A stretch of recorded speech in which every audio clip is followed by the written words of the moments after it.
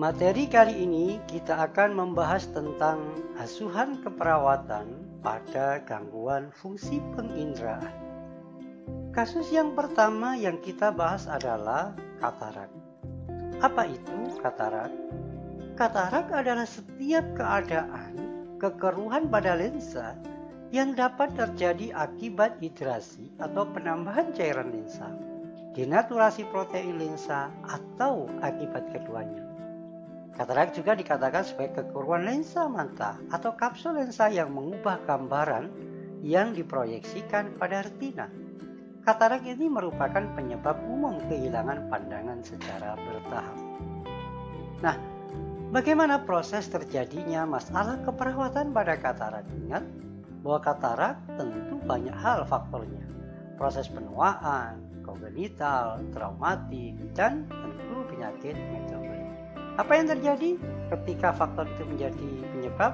Maka nukleus mengalami perubahan warna menjadi coklat kekuningan, perubahan fisik, perubahan pada serabut halus multiple, kemudian hilangnya transparansi lensa, perubahan kimia dalam protein lensa, koagulasi, terputusnya protein lensa disertai infus air ke dalam lensa, usia, kemudian juga ada faktor-faktor enzim yang menurun, degenerasi, akhirnya bisa menyebabkan katarak.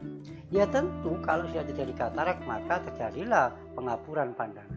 Ketika pandangan kabur maka tidak mengenal sumber informasi, bisa menyebabkan kurangnya terpapar dengan informasi, bisa menjadi cemas.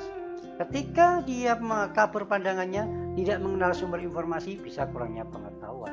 Nah, jika kabur pandangannya maka risiko cedera itu mungkin bisa terjadi. Nah, bisa saja menjadi gangguan persepsi sensori. Nah, bisa dilakukan setelah tindakan kasus katarak ini tidak bisa diatasi dengan cara apapun, artinya dilakukan operasi. Nah, ketika dilakukan operasi, tentu pos operasinya pasien mengalami nyeri. Nah, bisa dilakukan prosedur invasif pengangkatan katarak, ya tentu akan menyebabkan resiko terjadi infeksi. Dan juga karena mata ditutup beberapa hari ketika menggunakan kacamata atau pasca pos operasi, bisa saja menyebabkan resiko cedera. Nah, pengkajian apa yang didapat pada katarak? Nah, ketika kita mendapatkan kasus katarak, maka pengkajian yang pertama yang sering ditemukan adalah penurunan ketajaman penglihatan. Gangguan fungsi seperti pengembunan, mutiara keabuan pada pupil, sehingga retina tidak akan nampak dengan optalmoskop. Pandangan kabur atau redup yang menyilaukan, yang menjengkelkan dengan distorsi bayangan dan susah melihat di malam hari. Pupil yang normalnya hitam akan tampak kekuningan, abu-abu atau putih.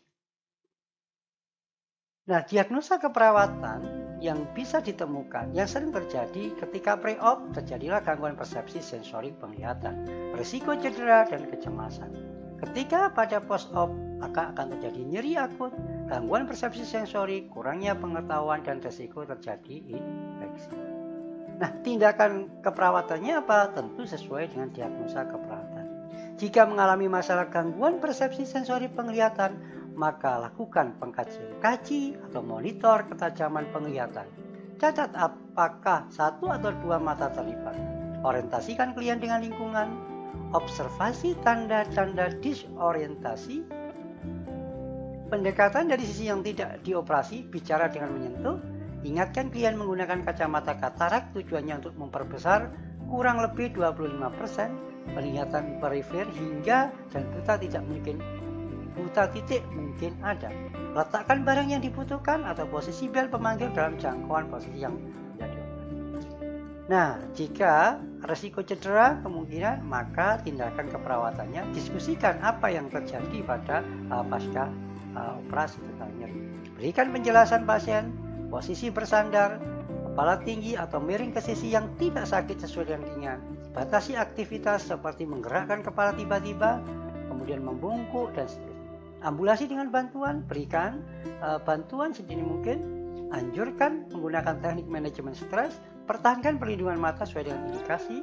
Observasi pembengkakan luka bila terjadi, berikan obat sesuai dengan indikasi seperti antiemetik, contohnya prochlorpromazine atau acetamin, acetazolam. Kalau diagnosanya post operasi, jika terjadi nyeri, maka tindakannya adalah monitor tingkat nyeri, evaluasi, observasi tingkat nyeri pada pasien dengan menggunakan skala nyeri. Berikan kompres dingin sesuai dengan permintaan untuk mencegah trauma tubuh. Kurangi tingkat pencahayaan. Berikan obat-obat yang mengontrol nyeri dan tekanan intraoral sesuai dengan hasil kolaborasi dengan dokter.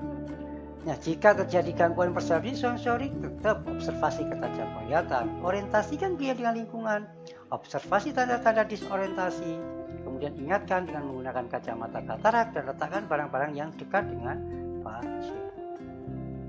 Selanjutnya adalah kasus otitis media. Apa itu otitis media? Otitis media merupakan peradangan sebagian atau seluruh mukosa telinga tengah, tuba eustachius, kemudian antrum mastoid dan sel-sel mastoid. Otitis media kronik itu juga dikatakan sebagai kondisi yang berhubungan dengan patologi jaringan irreversibel dan biasanya disebabkan karena episode berulang otitis media akut, sering berhubungan dengan perforasi menetap pada membran timpani. Nah, masalah apa yang sering terjadi? Masalah keperawatan yang sering terjadi antara lain adalah resiko kurangnya nutrisi atau defisit nutrisi, bisa nyeri, gangguan body image, persepsi sensorik, dan seterusnya.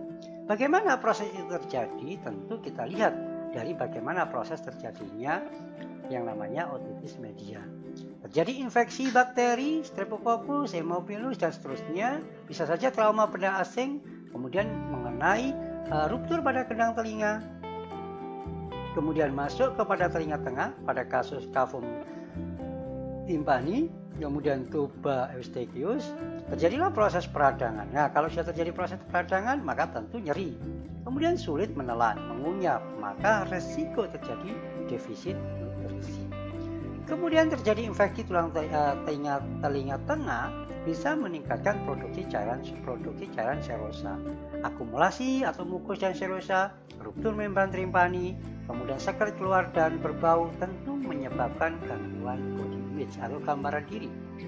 Jika akumulasi cairan mukus dan serosa bisa menyebabkan hantaran atau udara yang diterima menurun, gangguan persepsi sensorik bisa menyebabkan itu. Termasuk tekanan udara pada tengah-tengah menurun, bisa menyebabkan retraksi membran timpani, bisa menyebabkan udara yang diterima juga menurun, gangguan persepsi sensorik. Jika pengobatan tidak tuntas, episode yang berulang tentu bisa menyebabkan terjadi erosi pada kanalis semisirkularis, bisa kadang-kadang menyebabkan pening, bisa menyebabkan resiko cedera. Jika karena kurangnya informasi, bisa menyebabkan kurangnya pengetahuan. Nah, pengkajiannya apa saja yang bisa ditemukan pada kasus otitis media? Maka yang kita lihat adalah adanya eksudat di telinga tengah yang mengakibatkan kehilangan pendengaran konduktif. Bisa nyeri telinga, demam, kehilangan pendengaran, tinnitus, membran timpani sering tampak merah atau menggelembung. Nah, jika otitis media kronik akan kelihatan hasil pengkajiannya adalah otore intermittent atau persisten yang berbau busuk. Kemudian evaluasi otoskopik membran timpani memperlihatkan adanya perforasi dan kolesteatum dapat terlihat sebagai massa putih di belakang membran timpani atau keluar ke kanalis ekstremis melalui ruang perforasi. Hasil audiometri pada kasus kolesteatum sering memperlihatkan kehilangan pendengaran konduktif atau campuran. Nah, diagnosa keperawatan yang sering ditemukan ketika preoperasi adalah nyeri akut, resiko cedera, ansietas, gambaran diri, kerusakan integritas kulit, gangguan komunikasi verbal, dan seterusnya. Jika post operasi, maka resiko cedera, resiko infeksi, dan gangguan komunikasi verbal. Intervensi keperawatan yang bisa kita lakukan apa? Ketika pasiennya itu mengalami nyeri, maka monitor lokasi nyerinya, tipenya, durasinya, frekuensinya, termasuk melakukan pengkajian intensitas nyeri dengan menggunakan skala nyeri. Kaji penyebab nyeri, diskusikan tingkat peredam nyeri yang efektif dan tidak efektif bagi pasien. Ajarkan teknik untuk bagaimana mengurangi nyeri, misalkan teknik relaksasi dengan imajinasi atau sentuhan. Kolaborasi dengan dokter dalam pemberian analgesik dan beri dukungan pada keluarga dan orang-orang yang terdekat. Jika terjadi resiko cedera, maka kaji ketajaman auditori pasien, pertahankan lingkungan aman, orientasikan pada pasien pada sekitarnya, sediakan alat yang diperlukan dan pastikan kemampuan pasien untuk mencapainya dengan mudah. Bantu pasien dengan aktivitas, jelaskan semua pengobatan prosedur perawatan, berikan kerjasama medikasi sesuai dengan kebijakan atau sesuai dengan hasil kolaborasi dengan.